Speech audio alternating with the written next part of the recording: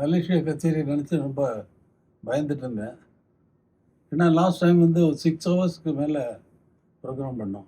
இருந்தாலும் ஓரளவுக்கு டியூரேஷன் வந்து கொஞ்சம் ஷார்ட் பண்ணிவிட்டு அதுக்கு செலக்டட் சாங்ஸாக வந்து நேற்று பெர்ஃபார்ம் பண்ணோம். அது ரொம்ப நல்லா இருந்தது. ஆடியன்ஸோட ரொம்ப ஒரு அந்யோன்யமான ஒரு இது வந்துச்சு.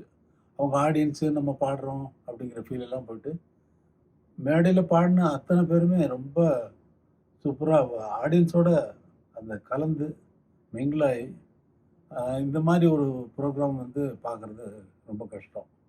எங்களுக்கே 100ல ஒரு ப்ரோகிராம் தான் இந்த மாரி ஆடியன்ஸ் கிடைக்கிறதும், அவங்களோட அந்த இடைவிடாத தொடர்பு வந்து தெரிஞ்சது. அதில 2, 3 பேர் வந்து ஸ்வேதா வந்து ரொம்ப நெறைய பாடல்கள் குடுத்துருந்தோம். ஏன்னா, அவருடைய திறமை வெளியில தெரியாம இருந்தது.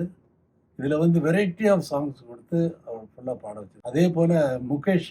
முகேஷ் வந்து வெளியில எல்லா கச்சேரிலயும் பாடி ரொம்ப ஃபேமஸ் தான். ஆனா, அவன் பாடாத ஒரு ஏரியால அவன டிராவல் பண்ண வச்சு, அவனுடைய திறமைய வெளியில கொண்டு வந்தது நேத்து நடந்த ப்ரோகிராம்ல தான். அவனும் ரொம்ப அனாயாசமா ரொம்ப கிளீனா பாடுனான்.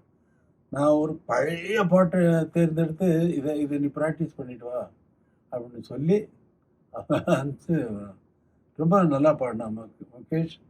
எந்த பாட்டு எடுத்தாலும் ரொம்ப நல்லா பாடக்கூடிய திறமையான பையன் அந்த பையன். அது ரொம்ப பாராட்ட வேண்டிய விஷயம் தான். இதே மாதிரி இந்த ப்ரோகிராம்ல பாடுறாங்க, கை தட்டுறாங்க அப்படிங்கிறது இல்ல. என்னோட இருந்து அவங்க பாடி, அதிலிருந்து அவங்க வந்து ஜனங்கள் வந்து பேர அவங்கள கண்டுபிடிச்சு, அவங்கள அப்ரிஷியேட் பண்ணி அவங்கள ஊக்குவிக்கிறது வந்து ஒரு நல்ல ஒரு போக்கான ஒரு எழுச்சி. அது யாரும் மறக்க முடியாது, மறுக்கவும் முடியாது.